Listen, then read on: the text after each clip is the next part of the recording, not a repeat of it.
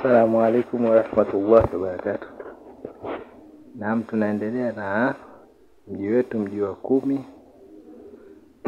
Mji wa 10 una mambo mengi kidogo.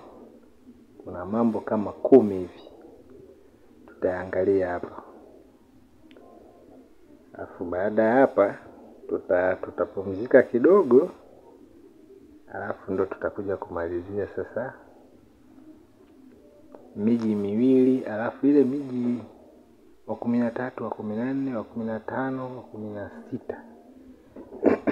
Ile haitakuwa mikubwa sana kwa sababu asilimia kubwa inafanana na hii miji iliyotangulia. Kuna miji ambayo inategemea, yani kwa mfano mji wa kwanza na mji wa 13 vinaongea jambo moja, isipokuwa mambo machache ndio yanaongezeka. Mji wa 4 na mji wa 16 vina venye pia vinafanana, isipokuwa mji wa 16 yanaongezeka machache sana. Unaona? Alafu kija mji wa 10 na mji wa 10 na wenyewe pia unafanana na miji mingine. Yaani ile miji ya wanaita mji wa kwanza, wa 4, wa 7 na wa 10. Mji wa 7 ni mji ambao unahusiana na mji wa 15. Alafu mji wa 10 unahusiana na mji wa 14.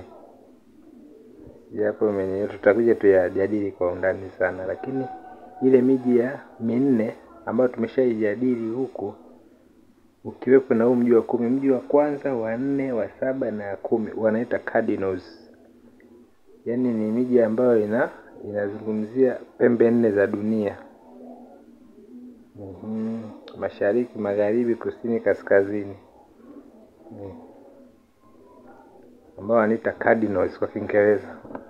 Kwa hiyo ni mji wa kwanza, mji wa 4, mji wa 7 na mji wa 10.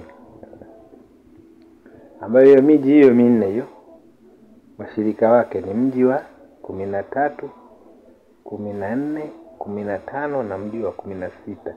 Kwa hiyo 4 hii inaanzia kuanzia 13 hapa. Hii 4 mpaka 16 ina mahusiano na hii 4 nimekutajia, wa kwanza, wa 4, wa 7 na wa 10, ambayo tutakuja kuijadili huko mbele kwa undani zaidi. Ila leo tuongelee mji wa 10 pekee yake. Katika mji wa 10, cha kwanza kabisa ukiangalia hapa ni kazi au ajira. Kwa mfano ukitaka kuangalia mtu ana kazi au ana kazi, tunaangalia hapa. Au unataka kuangalia nikipeleka maombi yangu sehemu, kazi nitapata au sipati. Kwa hiyo tutaangalia kwenye huo mji wa 10. Au nikifanya kazi fulani, je, itanipa mafanikio? Pia unaangalia hivyo. Kwa hiyo hii mji wa kwanza hii hapa tunakuwa tunaangalia mambo kwa design hiyo. Hapo unaangalia. Tatizo lenu nyinyi hamtaki kusubscribe Mnapata mafunzo bure hata kusubscribe jamani. Vipi tena? Tuendelee. La pili ni nafasi katika jamii. Yaani unaangalia huyu mtu katika jamii labda wanamchukuliaje. Kwa sababu kuna sehemu nyingine unakuta kabisa yule pale ni mheshimiwa, yule ni mtu wa kawaida, yule ni mtu wa chini. Yaani namna jamii inavyokutazama. Kwa ukitaka kuangalia heshima yako, unaona? Cheo chako, unaona? Unaangalia hadhi yako, hadhi ya mtu yule, ndio tunaangalia mji wa 10. Maana mimi nikitaka ukija nikikuangalia, nikitaka kuangalia yani hata huko kwenu huko wewe wanakuchukuliaje. Unaweza kwa mtu mwingine anaweza kuwa ana heshima kula, ana heshima kubwa lakini ana matatizo makubwa sana. Umeona? Kwa hiyo problems za mtu hazimaanishi kwamba huyo mtu anakuwa jamii ya mtu mwingine. Kuna watu wengine wanaonekana kwenye jamii tofauti, wanachukuliwa kama ni watu wakubwa lakini wana matatizo mengi sana ambayo hata watu wenye hadhi ya chini huaga hawana hayo. Kwa hiyo iko hivyo.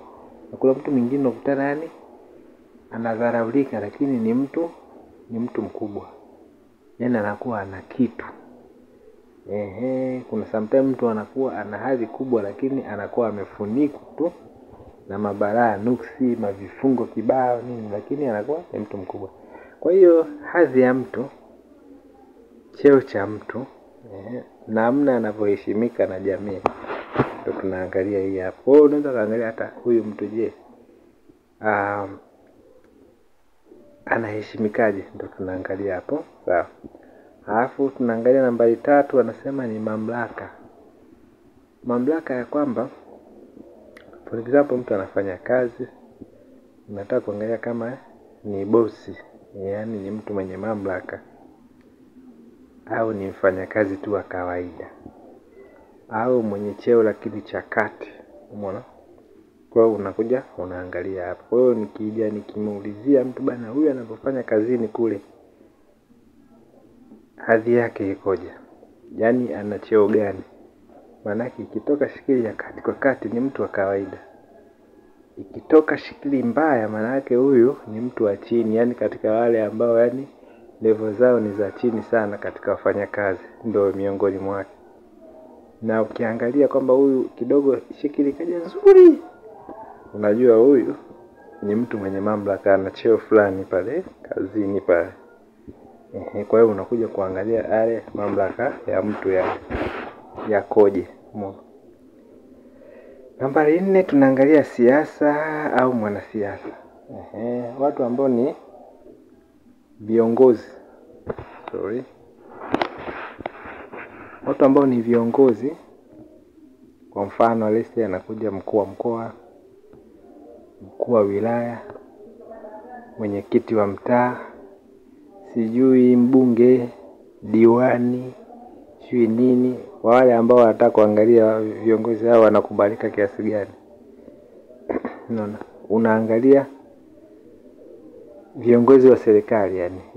Unapokuwa umetoa taarifa za kumwangalia kiongozi yote wa serikali, labda tumwangalie huyu anakubalika kiasi gani.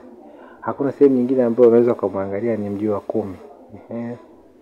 Kiongozi yoyote ambaye ni mwanasiasa, nataka kumwangalia mbunge taangalia hapa. Nataka kumwangalia diwani nitamwangalia hapa. Je, huyu hapa huyu kiongozi huyu anaweza akashinda au hawezi kushinda? Umeona? Kwa sababu namwangalia kiongozi mwanasiasa, either mbunge, either diwani au nani. Kwa hiyo as long as ni mwanasiasa tunakuja kumwangalia katika huu mji wetu, mji wa 10 huu. Nafikiri hapa nimeeleweka. Tunaenda nambari 5, inasema serikali au kiongozi wa serikali. Na pia tunaangalia serikali hapa. Umeona? Kwa mfano, kuna mambo mengi unaweza kaangalia kuhusu serikali. Kwa mfano, ngoja niende hapa. Ngoja nishuke chini hapa, alafu nitakuja nifafanue kuhusu hii hapa serikali au kiongozi wa serikali. Nitairudia hapa. Ngoja nishuke kwanza chini kidogo hapa. Mwajiri au bosi. Umeona? Kwa mfano, mimi nataka kumwangalia bosi wangu. Kumbuka mfanyakazi huwa ni mji wa 6 kama mnakumbuka vizuri. Mfanyakazi, mtumishi. Sio mtumishi kwa maana ya hii. Yaani kwa mfano mimi nina duka langu. Nataka mtu wa kuniuzia duka pale. Mtu anataka kumuita mdada wa kazi. Yule mdada wa kazi ndio huyo mtumishi ninayemzungumzia. Wewe ukishakuwa ni bosi, yule ambaye ni mtumishi wako anayekufanyia kazi ndo tunamwangalia katika mji wa 6. Kama unakumbuka huko tulijadili mwajiriwa. Umeona? Wa aina yoyote ile. Umeona? Sasa yule bosi sasa ndo mji wa 10. Kwa hiyo 16 ni bosi namba 10, alafu 6 mwajiriwa. Si tuko pamoja hapa? Namba 6 mwajiriwa, namba 10 ndo bosi wake. Kwa hiyo unapokuwa wewe ni bosi, basi mwajiriwa wako unamwangalia mji wa 6 ndo unampata pale. Kama wewe ni mwajiriwa unataka kumwangalia bosi, maana yake unamwangalia bosi katika mji wa 10. yaani mtu aliyekuajiri. Kwa mfano kama mimi hapa tunaangalia kuna ile individual au group. Ni kundi la watu au mtu mmoja. Kwa mfano unaweza kukuta kama wewe umeajiriwa na serikali. Maana yake bosi wangu mimi atakuwa ni serikali. Umeona? Atakuwa ni nani? Ni serikali. Na kama akiwa ni kiongozi fulani mmoja, lakini anakuwa ni kiongozi wa serikali. Kwa mfano kuna wale wanaoajiriwa na katibu mkuu, kuna wale wanaoajiriwa na mkurugenzi. Kwa mfano miaka ya nyuma walikuwa mwajiri anakuwa ni katibu mkuu wa wizara ile husika. Lakini sasa hivi unakutana anayeajiri ni mkurugenzi wa halmashauri, kwa wale wa serikalini. Umeona? Kwa hiyo sasa yule ambaye ni bosi wako, ambaye ndo mkurugenzi, ndo unamwangalia hapa. Sawa? Kwa hiyo hapa ndo mahusiano haya yanakuja kati ya serikali na muajiri au bosi. Umeona? Kwa hiyo hapo ndo inapokuja hivyo. Kwa hiyo kama utataka kumwangalia bosi, mambo yake, kila kitu nini vyote unaangalia hapa. Umeona? Yaani kwa mfano katika hii hapa shekeli, yaani unapopigwa shekeli wewe ambaye mhusika wewe mwenyewe unakuwa namba 1 na huwa unajirudia namba 13. Sasa hii miji yote iliyobakia ni aina ya maisha ulionayo na jamii inayokuzunguka, wote wanakuwemo mle. Anakuwepo kaka, anakuwepo dada, anakuwepo shangazi, anakuwepo nani, anakuwepo mtoto pale, mke, mpenzi, sijui yaani wazazi wote, shiba mkubwa baba mdogo, shiba vitu gani, takataka, majirani wote wanakuwepo pale. Umeona? Kwa hiyo shekeli moja ukimpigia mtu, yaani ukishaipiga ile, hata akikuulizia sijui mtoto sijui wa shangazi yangu huko, hapo unamjibia hapo. Kwa sababu shekeli inakuwa imecontain hiyo vitu vyote. Yaani wewe na wale wote wanakuzunguka ndugu. Yaani iko hivyo. Umeona? Haya, tumeshamaliza namba 6 ambayo ilikuwa ni muajiri au bosi. Namba 7 ni hali ya hewa. Wale watu wa hali ya hewa. Katika hali ya hewa hapa kuna mahusiano hapa kati ya mji wa 10 na mji wa 5, kama mnakumbuka vizuri. Mimi hapa na kwa sababu ni vitu ambavyo nimeshavipitia muda mrefu, kwa hiyo kumbukumbu ninakumbuka kabisa. Umeona? Mji wa 5 huwa tunaangalia kwenye mambo ya maji, kama mvua nini, vitu kama hivyo. Umeona? Huwa tunaangalia hapa. Na huku hapa hali ya hewa huwa tunaangalia katika upande mfano wa upepo kuvuma, matetemeko ya ardhi na vitu kama hivyo. Yaani vitu vyote ambavyo vinahusisha mafuriko nini vyote. Umeona? Kwa tunaangalia hapa katika hali ya hewa. Umeona? Nambari 8 tunasema matibabu. Sasa huu mji huu hapa ni mambo mengi. Sasa huu mji huu hapa ndio mji wa matibabu. Umeona? Au mji wa dawa wanasema. Kwa wale ambao waga wanapenda kutibu kwa kutumia shekeli, wanatumiaga huu mji hapa, mji wa 10. Umeona? Ingawa kuna njia nyingi, lakini mji wa 10 huo unatumika kwa ajili ya matibabu. Na pia huu mji wa 10 unaangalia dawa inavyofanya kazi. Kwa mfano kama mtu anatumia dozi. Kama mtu yuko anatumia dozi, maana yake unaangalia, je, dozi inaendeleaje? Dawa hii itamsaidia. Nakumbuka kuna ustazi wetu mmoja hivi alikuwa anatufundisha hii hapa. Alikuwa kabla ya kukupa dawa anaangalia kwanza kwa baadhi ya magonjwa. Kuna mtu mwingine ukutana ameshatibiwa sehemu nyingi, amepita huko ameenda huko, yaani mpaka amekata tamaa. Sasa akija akikueleza hivyo unaona huyu mtu anakamshakata tamaa. Sasa hebu subiri kwanza. Unauliza shekeli, je, nikimpa 1 2 3, yaani unataja vitu vyote ambavyo unataka umpatie. Nikimpa 1, 2, 3, 4, 5, 6, 7, 8, je, huyu mtu mwenye tatizo 1, 2, 3 atapona? Ikitokea shikeli nzuri kwenye mji hapa wa 10, basi mpe, ndio anaenda kuponea hapo. Lakini ikitoka shikeli mbaya, maana yake hata na hiyo dawa hiyo hawezi kupona nayo. Kwa hiyo unalazimika tena uanze kuulizia vitu vingine. Je, nikimpa hichi na hichi? Vile vingine unakosha vitoa. Unaangalia nikimfanyia dua fulani, unahitaji dua fulani, nikamfanyia hivi, nikamfanyia baada hapa, nikampeleka labda kwenye bahari, nikamwogesha kitu fulani, nikamsomea dua hivi, nikamfanyia hivi, nikampa dawa hii na hii na hii. Je, atapona? Ikikwambia ikija labda shikeli labda ya kati kwa kati, kwa mfano sio nzuri au sio mbaya, ipo kati kwa kati, unajua hapa huyo mtu atapona, lakini kwa muda mrefu. Unaona? Unajua hapa atapona, lakini kwa muda mrefu, itachukua muda. Mara nyingi shikeli za kati kwa kati huwa zinaashiria muda mrefu. Unaona? Kwa mfano kama labda unataka hata kama uko unapiga hapo, upige shikeli yako unaulizia labda oje fulani nikimtaka labda atakubali, inakuja shikeli ya kawaida. Maana yake atakubali, lakini mpaka kwa muda kidogo, yani ya kuzoea, yani mpaka long process kidogo, yani sio mara moja, yani rudie yani mpaka aje akae sawa. Kwa hiyo iko hivyo. Kwa hiyo hapa kwenye matibabu bwana, ndio mlango ambao wanapenda sana kutumia matabibu kuulizia dawa ambayo wanataka kuitoa. Na kama mtu anampa dawa mgonjwa wake, alafu akapiga shikeli akaangalia je, dawa anaendelea inamsaidia vizuri. Sababu mtu mwingine anaweza usipige kabla, lakini baadaye wakati anaendelea na dawa ukaangalia je, dawa hii anaendelea inamsaidia vizuri. Ikija kwenye mji wa 10 hapa nzuri, manake inampa mafanikio. Umeona?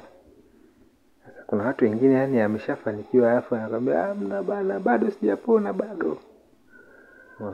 Ndio wao wanaumbukaga watu. Au unamwangalia je, hali yake ya kiafya sasa hivi inaendeleaje? Unaangalia mji wa 6 kwenye maradhi kule, unaangalia hali ya kiafya ilivyo kwa sasa. Sababu lese ushaye kupiga kukutana hali yake mbaya. Sasa hivi unamwangalia unaona hali iko nzuri. Yeye ukimuuliza anakuambia bwana bado kabisa, ongeza. Yaani wewe unaona huku ameshapata nafuu, yeye kule anakuambia bado. Kuna mtu mwingine labda umemwambia kwamba bwana utanipa hela ukishapona, kwa hiyo hataki kukupa hela, kwa hiyo anakuletea hizo story ili ionekane kwamba hujafanikiwa. Wakati wewe ukiangalia huku unajua kabisa huyu kashaanza kuona nini, ameshapata mafanikio makubwa tu na afya yake inaonekana ni nzuri, ila yeye anakuambia bado naumwa. Kwa hiyo hapa tunaangalia ile dawa inavyofanya kazi kwenye matibabu. Angalia hii dawa inafanyaje kazi, inamsaidia au haimsaidii, au unaangalia itamsaidia au haitamsaidia kabla hata hujaanza kumtibu. Ndio tunaangalia hapa. Sawa. Tunaenda sehemu ya 9 inaitwa polisi au kituo cha polisi. Wale katika polisi hapa huwa ni hasa inahusisha na mambo ya wizi. Katika ndio maana nasema kwamba unapopiga shikeli hapa unatakiwa wewe unaangalia umeuliza kitu gani. Kwa mfano kama unaangalia swala la wizi, mji wa 10 moja kwa moja huo unahusika na polisi. Umeona? Unahusika na polisi. Au kituo cha polisi. Umeona? Ndio vinahusika hapo. Sometimes unaweza ukawa unapiga shikeli pale, unamwangalia mtu mwizi, unashangaa labda wizi ni mji wa 6. Ukija kwenye mji wa 7 si ndio mwizi mwenyewe. Unashangaa shikeli inakaa mji wa 7 afu inakuja mji wa 10. Hasa wewe umekalili, unajua mji wa 10 ni mji wa kazi, ni mji wa cheo, sijui unashindwa kuelewa yani what does it mean. Umeona? Lakini kwa sababu mji wa 10 unahusika na polisi, unajua kabisa huyo mwizi atakuwa kashakamatwa. Umeona? unajua huyu mwizi atakuwa kashakamatwa.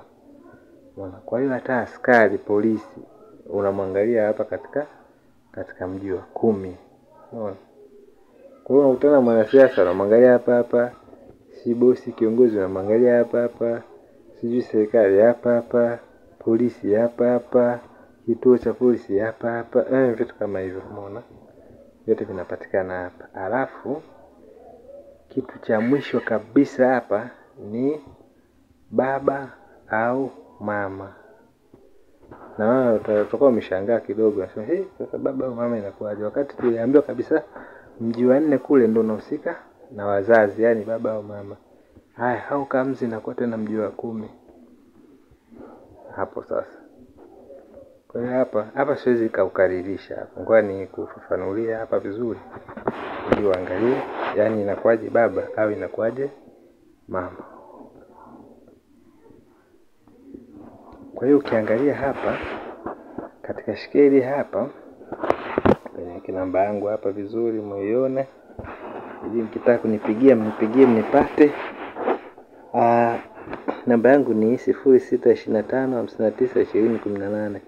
Mtu akitaka kunitafuta mawasiliano ananipata hapa. Akitaka kunicheki WhatsApp pia ananipata hapa. Haya, tuangalie. Mji wa 10 tumesema kwamba unahusika na baba au mama. Lakini kikawaida sisi tumezoea kwamba baba au mama huwa hapa mji wa 4. Umeona? Baba mama huwa ni mji wa 4. Ngoja nifute kidogo hii rangi, sipendi hii rangi kwa sababu inakuwa kama hii hapa. Mji wa 4 huwa hapa huwa ni namba 1, namba 2, hapa namba 3, hapo namba 4. Kwa hiyo kawaida namba 4 huwa ni wazazi. Sasa pale ambapo mzazi alipo si hapa mzazi hapa. Haya, iko hivi, mimi hapa nikitaka kumwangalia baba nitamwangalia katika huu hapa mji wa 4, sawa? Sasa je, nikitaka kumwangalia na mama namwangalizia wapi? Maana yake nikitaka kumwangalia mama nitaangalia mke wa baba, yani nitaangalia baba pale baba alipo pale, mke wake. Sasa mke unajua ni mji wa 7. Kwa hiyo pale alipo baba nitaanza kuhesabu miji 7 kuanzia pale baba alipo. Nitaanza kuhesabu nambari 1, namba 2, namba 3, namba 4, namba 5, namba 6, afu hapa namba 7. Naona hapo pale mio ukumbuke hapa tumeongelea kuhusu baba. Baba yuko hapa mji wa 4 ambao ndio nimeweka namba 1 hapa. Baba yuko hapa ambapo nimeweka namba 1. Sasa kwa sababu baba yuko hapa, mimi namtafuta mama yangu ambaye ndo mke wa nani? Wa baba. Mke wa baba. Kwa sababu baba yuko hapa, mke wake unampata kwenye mji wa 7. 1, 2, 3, 4, 5, 6, 7. Kwa hiyo hapa iliangukia namba 7 hapa ndio mji wa 10. Ukiwa unahesabu kwa kutumia hapa. Ukiwa unahesabu kuanzia hapa 1, 2, 3, 4, 5, 6, 7, 8, 9, 10. Kwa hiyo ndo hapa mji wa 10 huu hapa. Kwa hiyo hili mji wa 10 unahusika na baba na mama kwa sababu moja. Kama unamwongelea nani? Baba, atakaa mji wa ngapi? Wa 4. Mama anakwenda mji wa 10. Kama hapo mwanzoni ulikuwa unamwongelea mama kwanza, si utaenda mji wa 4? Maana yake kumpata baba utaenda mume wake ambaye ni mji wa 7. Kwa hiyo utaenda mpaka mji wa 10 utaenda kumpata baba kwa sababu kule namba 4 yuko mama. Kwa hiyo baba utakuja kumpata mji wa 10. Kwa hiyo ikiwa vice versa, maana yake na mji wa 10 utakuwa unahusika na baba na mama wote kwa pamoja. Kwa hiyo ina depends umeanza kumwangalia nani then unamwangalia mtu wa pili. Nafikiri hapo umenielewa vizuri mimi ninachowasihi ni kwamba msisahau kulike. Yaani ukiangalia video kumbuka ukishamaliza like pale ili angalau muongezeke nipate moyo. Ninapokuwa mlike hapa mimi nitaanza kuona kama vile hizi video kama naenda kuzitupa tu. Yaani kama vile hamna watu yani. Kwa hili nionekane kwamba na mimi nina watu, basi mnaweza mkasubscribe pale na like video mna comment pale tunaangalia kama mnaelewaje, kama kuna swali mnaweka kwenye comment pale, vitu kama hivyo. Kwa hiyo ndo mji wa 10 huu. Nafikiri Mungu akiniwezesha baada ya siku chache hapa nitakuja niweke na mji wa 11 wa 12. Alafu video moja ndio itacombine hizi zote 13, 14, 15 na 16 kwa sababu zina vitu vichache, vingi vinakuwa tayari vishatajwa katika hii miji iliyopita na nitafafanua vizuri. Tutaenda taratibu, kwa mtu ambaye atakuwa anafuatilia hapa video vizuri atafaidika. Na kwa wale ambao wanafuatilia kuanzia video namba 1 mpaka hapo watakuwa wameshapata mwanga na faida nyingi ambayo nimeweka katika video hizi. Nakutakieni masomo mema wa hadha. Assalamu alaikum wa rahmatullahi wa barakatuh.